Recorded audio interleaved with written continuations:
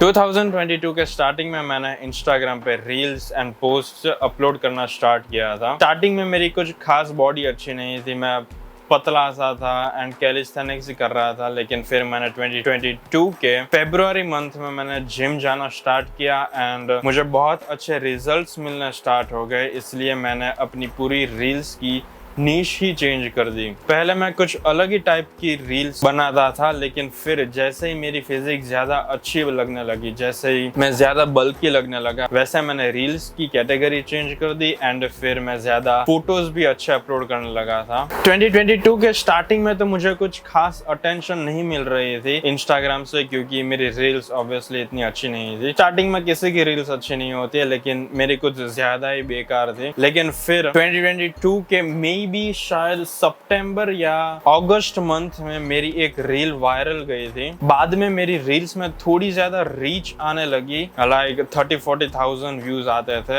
And फिर बाद में अक्टूबर मंथ में मेरे भाई ने मुझे कैमरा लेके दिया, जिससे मेरी रील्स की एंड फोटोज की प्रिंट ज्यादा अच्छी होने लगी। इसलिए इंस्टाग्राम से मुझे ज्यादा अटेंशन मिलने लगा एंड फाइनली आज मेरे 1 लाख फॉलोअर्स कंप्लीट हो चुके हैं। इसलिए मैंने इंस्टाग्राम पे एक स्टोरी अपलोड की थी कि आपके जो भी क्वेश्चंस हो वो आप मुझे पूछ सकते हो एंड मैं उसके आंसर दूंगा। तो इन शॉर्ट ये स्टोरी का कंक्लूजन ये है कि फिलहाल मैं Q&A कर रहा हूँ एंड मैं ट्राई करूंगा कि आपके जो भी क्वेश्चंस हो उनके मैं प्रिसाइसली आंसर दूं, ताकि हम लोग ज्यादा कनेक्ट हो सके। दो सबसे कॉमन क्वेश्चंस है, पहले मेरी हाइट क्या है एंड दूसरा मेरा वेट क्या है। हाइट है मेरी 5.8 इंच एंड वेट है मेरा 73 kg एंड अभी मेरा वेट 74 kg के आसपास आने लगा है। लाइक 1 kg में इंक्रीज कर पा रहा हूँ, मे भी शायद मेरे मसल गेन हो रहा है। Ever thought about taking some? क्या कभी मैंने स्टेरॉइड्स लेने का सोचा है? जब मैंने जिम की स्टार्टिंग की थी एंड मैंने देखा कि सिर्फ जिम करने से मेरी बॉडी कितनी प्रोग्रेस कर रही है, तो अगर सोचो कि मैं इसके साथ कुछ पीईडीज भी लेने लगूँ तो फिर मेरी बॉडी कहाँ तक पहुंच सकती है।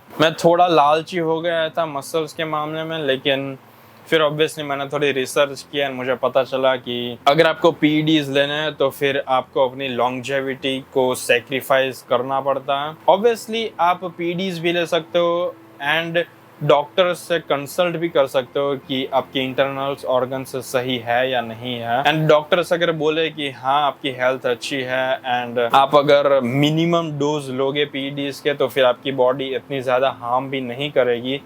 लेकिन इसका मतलब ये नहीं है कि आप पीडीज लेना स्टार्ट कर दो जस्ट बिकॉज आपको अच्छा लगना है। अगर आप तैयार हो अपनी हेल्थ को सेक्रीफाइस करने के लिए एंड आपको compete करना है बॉडी बिल्डिंग के कॉम्पिटिशन्स में, तो ही आपको पीडीज लेना चाहिए। सिर्फ अच्छा दिखने के लिए पीडीज की कोई जरूरत नहीं है। इसीलिए फिलहाल के लिए तो मैं पीडीज नहीं लेने वाला एंड मैं नेचुरल हूँ बाय द वे। मैंने पास्ट में कभी भी कुछ भी नहीं लिया। दो सिमिलर काइंड ऑफ क्वेश्चंस हैं। पहला है What inspire you to do workout and दूसरा है Everyone says that this girl left me at this point so I transformed when she left me. So is it same with you? इसका मैं exactly हाँ या ना मैं answer नहीं दे सकता। वो कुछ इस तरीके से था। Alright, so मैं वर्कआउट तो कर ही रहा था एंड मुझे पता था कि मुझे कैलिस्थेनिक्स करना है एंड मुझे जिम भी करना है, मुझे अच्छी बॉडी बनानी है। वो मैं करने ही वाला था, लेकिन फिर रास्ते में मुझे कुछ लड़कियां मिले जिसकी वजह से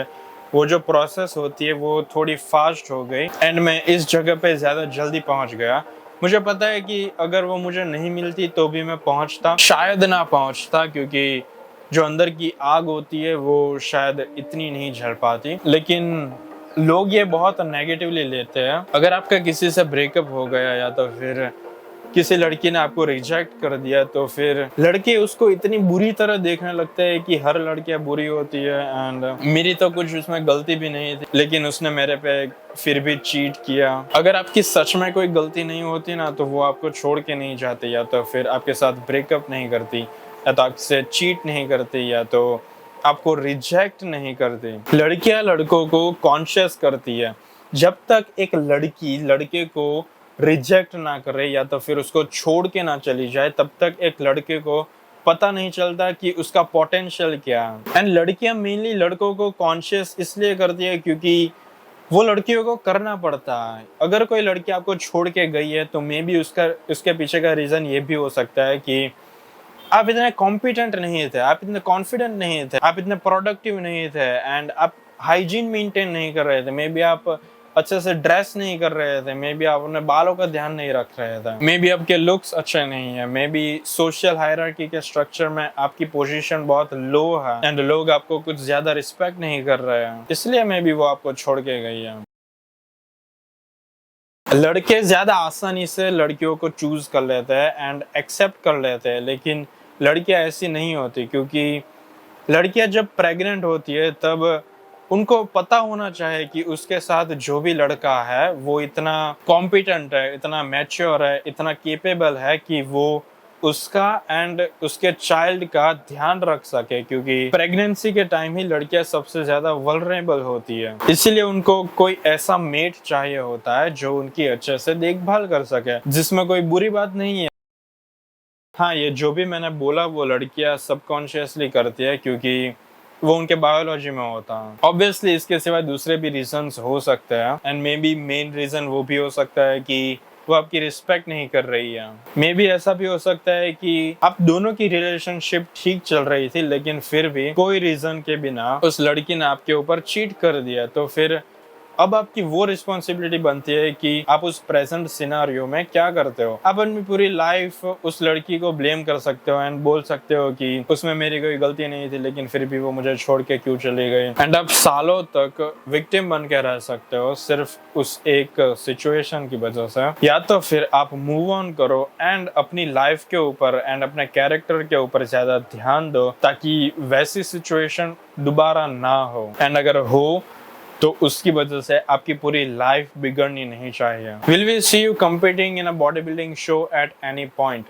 मे बी शायद आप लोग मुझे 2025 में कम्पीट करते हुए देख पाओगे, क्योंकि फिलहाल तो मैं नहीं करने वाला, क्योंकि मुझे नहीं लगता कि मेरी फिजिक स्टेज पे अच्छी लग पाएगी। ऑब्वियसली अगर मैं कोई लोकल शो पे जाऊँ तो मेरे जीतने के चांसेस बहुत ज़्यादा है मेंस फिजिक के कैटेगरी में, लेकिन फिर भी मुझे नहीं जाना, क्योंकि जब मैं वो फोटोज देखूंगा, मेरे अपने खुद के फोटोज, जब मैं स्टेज पे खड़ा होऊंगा तो वो फोटोज देख के मुझे कुछ प्राउड फील नहीं होने वाला, क्योंकि मेरी फिजिक अच्छी नहीं लगेगी स्टेज पे। आप लोग कह सकते हो कि वो बॉडी डिस्मोर्फिया है एंड मैं सालों से वो इंटरनेशनल लेवल के बॉडी बिल्डर्स को देख रहा हूँ स्टेज पे, इसलिए शायद मुझे मेरी नेचुरल फिजिक स्टेज पे पसंद नहीं आएगी, लेकिन हाँ, मे बी वो रीजन सही है।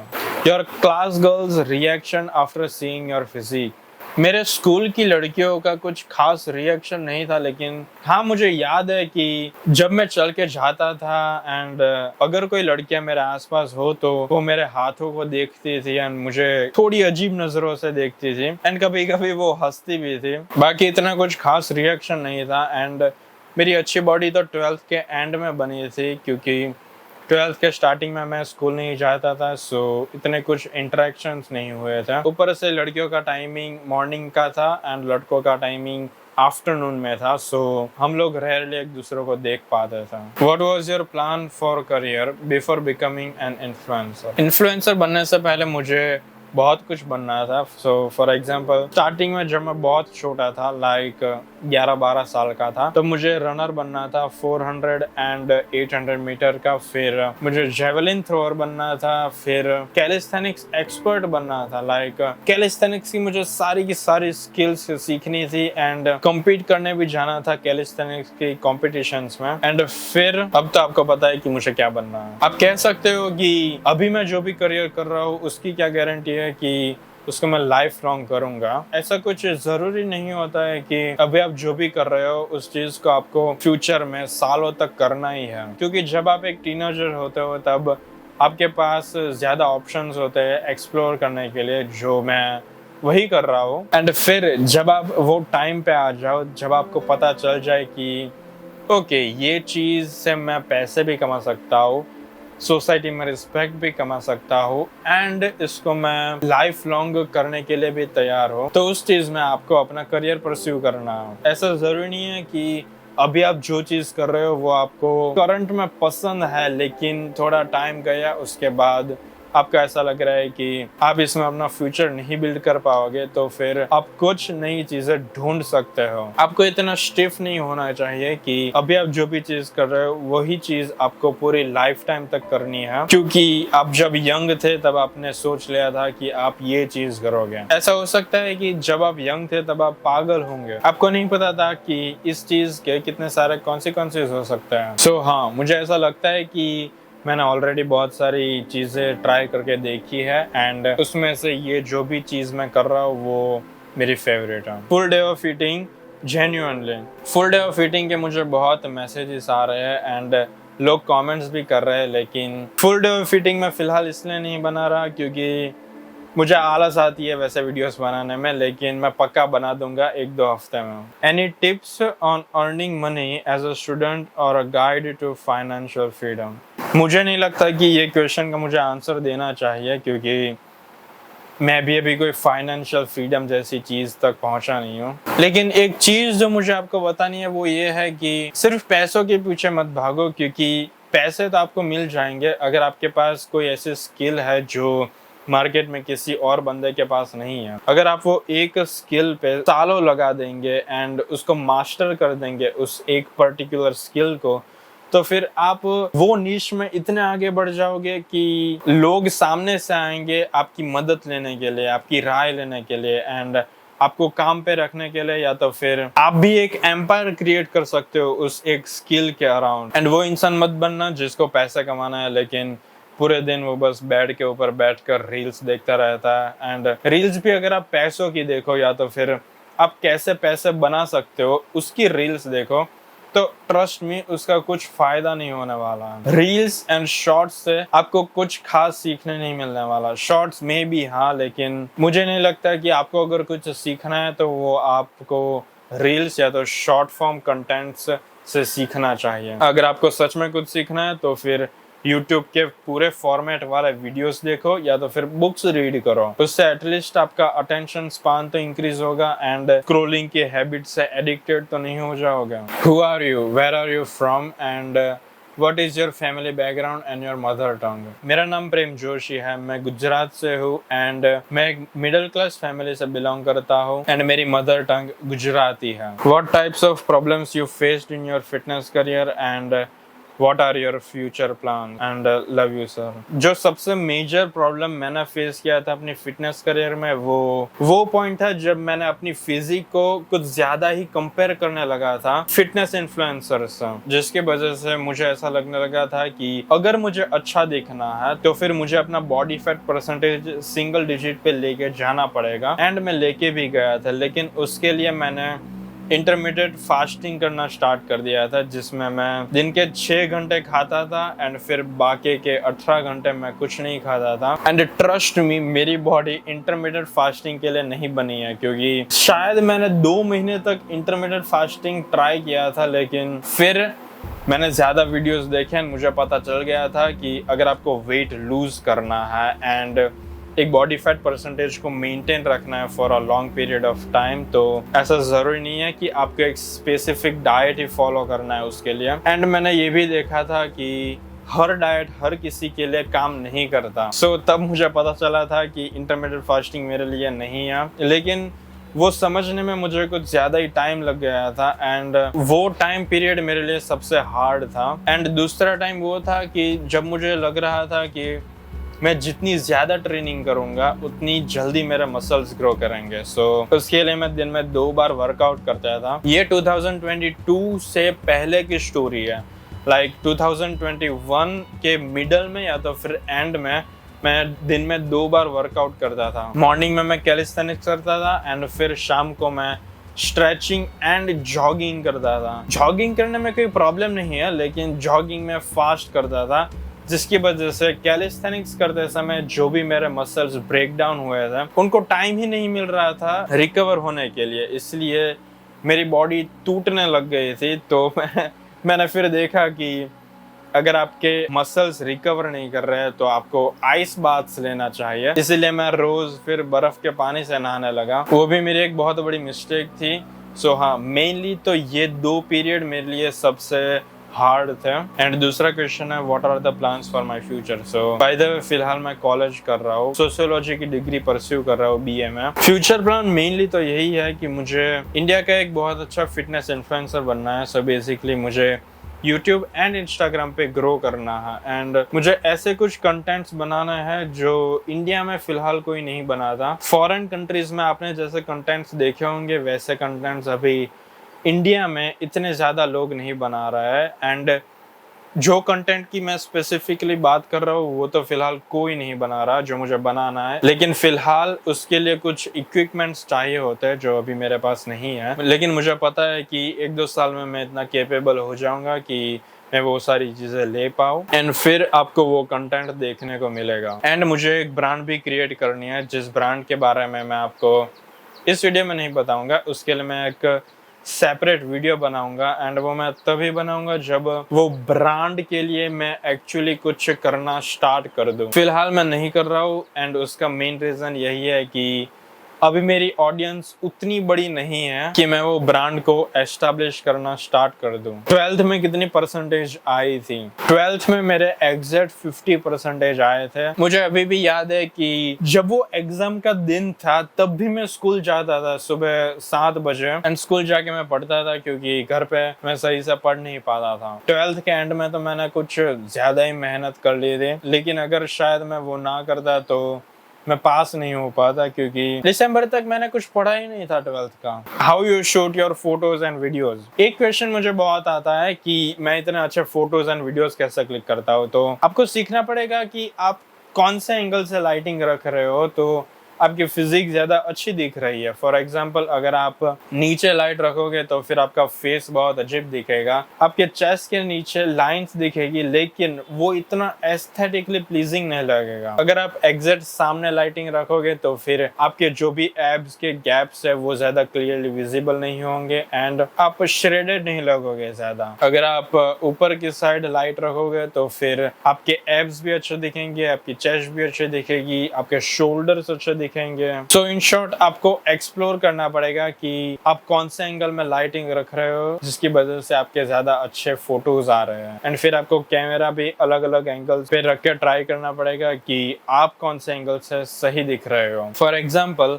हर किसी का body structure and facial features अलग अलग होता है। सो फॉर एग्जाम्पल मान लो कि अगर मैं कोई कुछ इस तरह का पोज करूंगा तो फिर मैं हमेशा राइट साइड ही मूव करूंगा क्योंकि मैं राइट ही हूँ एंड इस साइड के एब्स मेरे ज्यादा सिमेट्रिकल है in comparison to left side. And फिर मुझे अगर ऐसा कुछ शूट करना हो जिसमें मेरा फेस ज्यादा अच्छा लगे तो उसमें मैं या तो स्ट्रेट एंगल से लूंगा या तो फिर मैं इस एंगल से लूंगा क्योंकि यहाँ पर मेरी हेयरलाइन ज्यादा अच्छी दिखती है एंड अगर मैं सामने से लूँ तो मेरा नाक ज्यादा छोटा दिखता है। आपको अपने सारे वीक पॉइंट्स पता होना चाहिए एंड फिर आपको ये ट्राई करना है कि वो सारे वीक पॉइंट्स आपके ना दिखे। योर फेवरेट बॉडी बिल्डर की बात आए तो क्रिस बमस्टेड एंड इन्फ्लुएंसर की बात आए तो David Laid. Do you have a girlfriend?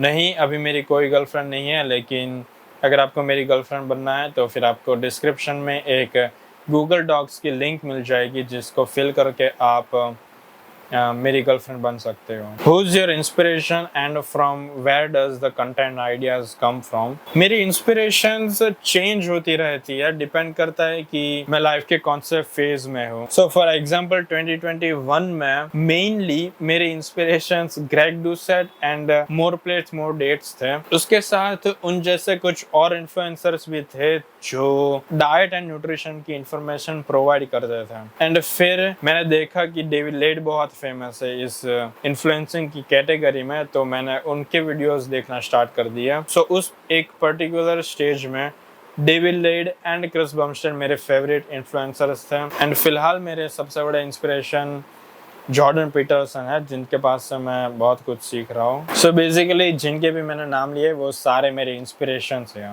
Where does the content ideas come from? Content ideas mainly तो मैं जब भी कोई नया सॉन्ग सुनता हूँ तो वहाँ से मेरे इमेजिनेशन में कुछ नई फुटेजेस बनती है मेरे फिजिक की एंड लैंडस्केप्स की। एंड फिर मैं उसी फिजिक एंड उसी पोजिंग रूटीन वही लैंडस्केप को मिमिक करने की ट्राई करता हूँ एंड शूट करने की ट्राई करता हूँ। एंड फिर मेरा फ्रेंड है मेहुल, वो भी मुझे कभी कभी आइडियाज देता है। How do you make money other than social media? तो फिलहाल दूसरा सिर्फ एक ही सोर्स है मेरे पास एंड वो है डाइट एंड वर्कआउट प्लान, जो अगर आपको चाहिए हो तो मुझे ईमेल कर देना एंड मेरी वेबसाइट में जाके आप मुझे डायरेक्टली व्हाट्सएप में मैसेज भी कर सकते हो। Let us know about how you were focused and consistent in the process, cause most are lacking in it. आपके अंदर एक अलग वॉइस होता है जिसको कॉन्शियस बोलते हैं, एटलीस्ट मे बी शायद हर कोई नहीं बोलता, सिर्फ मैं ही बोलता हूँ। एंड मैंने कहीं पे ऐसा देखा है कि लोग उस वॉइस को कॉन्शियसनेस बोलते हैं, इसलिए इस वीडियो के लिए हम लोग उस वॉइस को कॉन्शियसनेस बोलेंगे। हर किसी के अंदर एक वॉइस होता है, दूसरा वॉइस, जिसको सब कुछ पता होता है कि ओके अभी आप इंस्टाग्राम पे रील्स देख रहे हो, इसकी जगह पे अगर आप फिटनेस रिलेटेड यूट्यूब वीडियो या तो फिर कोई पॉडकास्ट या तो फिर कोई अच्छी बुक पढ़ लोगे तो उससे आपकी लाइफ में भी अच्छा इफेक्ट होगा एंड आप मटेरियली भी ज्यादा अचीव कर पाओगे। सो आपकी कॉन्शियसनेस को वो सब चीजें पता है कि आपको वो सारी चीजें करनी है एंड वो आपको बोलेगा भी कि तू ये सारी चीजें कर एंड रील्स देखना बंद कर। लेकिन आपकी बॉडी आपके कॉन्शियसनेस के साथ कोऑपरेट नहीं कर पाती, क्योंकि आपने एक हैबिट बना ली है कि आपको जब जो चीज करनी है आप वो ही करोगे एंड आप बहुत डिपेंडेंट होते हो अपने इमोशंस पे। लाइक अगर आप खुश हो तो आप यही चीजें करोगे, अगर आप दुखी हो तो आप सारी अच्छी चीजें करना बंद कर दोगे एंड अपने डिप्रेशन में पड़े रहोगे। अगर आप गुस्सा होगे तो फिर आप फालतू की चीजें बोलने लगोगे जो आपको नहीं बोलनी चाहिए। आपको एक न्यूट्रल स्टेट में रहना सीखना पड़ेगा कि जब आप इग्नोर कर पाओ सारे इमोशंस को। ऑब्वियसली आप 100% इग्नोर नहीं कर पाओगे इमोशंस को, क्योंकि अगर आप 100% इग्नोर कर पाते इमोशंस को तो फिर आप एक रैशनल बीइंग्स बन जाते हैं एंड ह्यूमन बीइंग्स रैशनल नहीं है। एंड जब भी आप वो न्यूट्रल स्टेट में होंगे तब आप वो सारी चीजें मानोगे जो भी आपकी कॉन्शियसनेस आपको बोल रही है। एंड ट्रस्ट मी, अगर आप वो वॉइस को हमेशा सुनते रहोगे एंड हर वक्त वही करोगे जो भी वो बोल रहा है तो फिर आपके सारे दिन बहुत प्रोडक्टिवली बीतेंगे एंड आपको लाइफ जीने में भी ज्यादा मजा आएगा। मैंने भी इस चीज को मास्टर नहीं किया, मैं बस ट्राई करता हूँ कि जब भी मैं कोई फालतू का काम करूँ तब मेरी कॉन्शियसनेस मुझे जो भी बोले तो वो मैं करने लगूँ। मुझे ऐसी कोई एक्सपेक्टेशन नहीं है कि लाइफ में एक ऐसा टाइम आएगा कि मैं हर वक्त वही करूँगा जो वो कॉन्शियसनेस बोलेगी, लेकिन मैं ट्राई करूँगा हमेशा कि मैं उसकी हर बात मानूं। एंड अगर आपको पता नहीं चल रहा है कि मैं कौन से वॉइस की बात कर रहा हूँ तो वो इसलिए हो सकता है कि आप अपने ब्रेन को कुछ ज्यादा ही स्टिम्युलेट कर रहे हो सारी एक्सटर्नल चीजों की वजह से, जिससे आपको पता ही नहीं है कि आपके माइंड में क्या चल रहा है। आप वो सारी इंपॉर्टेंट चीजों को इग्नोर कर रहे हो क्योंकि उनको सॉल्व करना ज्यादा मुश्किल है इन कंपैरिजन टू उनको इग्नोर करना। आपके लाइफ में ऐसी चीजें हैं जिनको आप इग्नोर कर रहे हो एंड आपको उन सारी चीजों को एक्नॉलेज करना पड़ेगा एंड उनको सॉल्व करने की ट्राई करनी पड़ेगी। हर किसी की लाइफ में ऐसी चीजें होती है जिनके बारे में सोच के उनको अच्छा फील नहीं होता, सो इसलिए वो लोग इन चीजों को इग्नोर कर देते हैं एंड दूसरी एक्टिविटीज में एंगेज हो जाते हैं। अगर आप सेल्फ टॉक ज्यादा करोगे एंड वो कॉन्शियसनेस, वो सेकंड वॉइस की जो भी मैंने अभी बात की, उस वॉइस की ज्यादा सुनोगे तो फिर आप ऑटोमेटिकली ज्यादा प्रोडक्टिव हो जाओगे। आपकी जो भी करंट वैल्यू सिस्टम है उसके बारे में आपको पता होना चाहिए। लाइक फॉर एग्जांपल आप किन चीजों को ज्यादा वैल्यू दे रहे हो एंड किन चीजों को कम वैल्यू दे रहे हो। अगर आप जिन भी चीजों को कम वैल्यू दे रहे हो एंड उन पे आप ध्यान नहीं दे रहे हो एंड अगर वो चीजें इंपॉर्टेंट होगी, अगर वो चीजें करने से आपकी लाइफ में एक्चुअल ट्रांसफॉर्मेशन क्रिएट होगी जिससे आपकी लाइफ एंड आपके फैमिली मेंबर्स की लाइफ अच्छी होगी, तो फिर उन लो प्रायोरिटी चीजों को आपको ज्यादा ऊपर लेके आना पड़ेगा क्योंकि वो ज्यादा इंपॉर्टेंट है, लेकिन आप उसको ज्यादा इंपॉर्टेंस नहीं दे रहे हो जस्ट बिकॉज वो चीजें करना ज्यादा मुश्किल है। सो आप एक पेपर लेके उस पर लिख सकते हो कि आपकी लाइफ में करंटली सबसे इंपॉर्टेंट चीज क्या है एंड आपका एक आइडियल फिगर क्या है, लाइक आपको क्या बनना है। एंड फिर आपको अपने खुद की लाइफ को एनालाइज करना पड़ेगा कि ये जो भी आपका आइडियल फिगर है, ये जो भी चीज आपको बननी है, क्या आप एक्चुअली में वो सारी चीजें कर रहे हो जिनसे आप वो आइडियल फिगर को अचीव कर सकते हो। एंड अगर आप वो सारी चीजें नहीं कर रहे हो तो उसका मतलब ये है कि आपके पास कोई प्लान नहीं है उस आइडियल फिगर तक पहुंचने का। तो अब आपको एक प्लान क्रिएट करना है ताकि आप अपने गोल तक पहुंच पाओ। मोस्ट ऑफ द लोगों के पास गोल ही नहीं होता है, सो आपको गोल भी क्रिएट करना पड़ेगा कि आपको एक्चुअली में क्या चाहिए अपनी लाइफ में, एंड फिर उसके लिए एक प्लान बनाना पड़ेगा। ये एक्चुअली बहुत सिंपल है, लेकिन लोगों को अब बैठ के किसी चीज के ऊपर सोचने में ज्यादा प्रॉब्लम होती है, क्योंकि इतनी सारी चीजें हैं जो आप कर सकते हो प्रेजेंट में, जिनको करने से आपको मजा आएगा। सोचने में मजा नहीं आता, किसी चीज को सोच के लिखने में मजा नहीं आता, लेकिन उससे आपका फ्यूचर अच्छा होगा, आपकी फैमिली का फ्यूचर अच्छा होगा। हर बार आप वो सारी चीजें नहीं कर सकते जो आपको करनी है, कभी कभी वो सारी चीजें करनी पड़ती है जो एक्चुअली में नेसेसरी होती है। तो इन शॉर्ट, आपको प्रेजेंट को सेक्रीफाइस करना सीखना पड़ेगा अपने फ्यूचर के बेटरमेंट के लिए। Can you show us some of your calisthenics skills? नहीं, मैं आपको मेरी कोई भी कैलिस्थेनिक्स स्किल्स नहीं बता सकता, क्योंकि कैलिस्थेनिक्स में बहुत पहले करता था।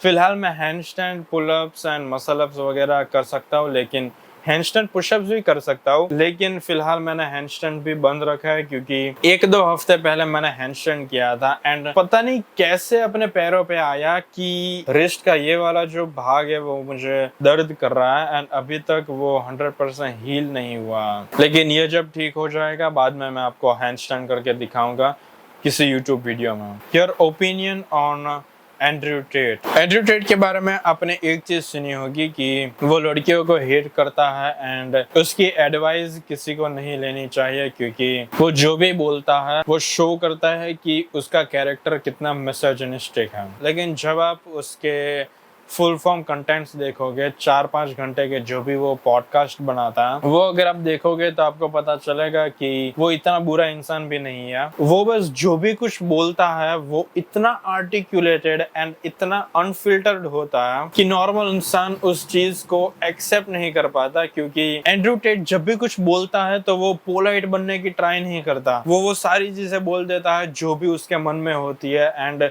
जिस भी चीजों पे वो ट्रूली बिलीव करता है, वो प्रिटेंड नहीं करता कोई अलग चीज बनने के लिए। एंड टू बी ऑनेस्ट, उसकी जो भी एडवाइसेस होती है वो बहुत हेल्पफुल होती है अगर आप उसको ओपन माइंडेडली देखोगे तो। अभी कुछ दिनों पहले मैंने उसका एक पॉडकास्ट देखा था। उस पॉडकास्ट के अंदर एंड्रयू टेट एंड साइकोलॉजिस्ट वो दोनों बातें कर रहे हैं, एंड लिटरली वो पॉडकास्ट अभी तक का मेरा सबसे फेवरेट पॉडकास्ट था एंड्रयू टेट का, क्योंकि उसके अंदर वो कोई मैट्रिक्स के बारे में या तो फिर किसी लड़की के बारे में बात नहीं कर रहा है, वो लिटरली अपने खुद के ब्रेन के बारे में बात कर रहा है, अपने खुद के बिलीफ सिस्टम की बात कर रहा है, एंड वो बता रहा है कि वो कैसे सारी चीजों को सोचता है। एंड्रयू टेट की सबसे बड़ी जो पावर है वो उसका पैसा या तो फिर उसकी बॉडी एंड उसकी फाइटिंग स्किल्स नहीं है, उसका जो वे है एक्सप्रेस करने का, उन सारी चीजों को जो भी वो बिलीव करता है या तो फिर उन सारे थॉट्स को वो इतनी अच्छी तरीके से आर्टिकुलेट करता है जो नॉर्मल इंसान नहीं कर पाता।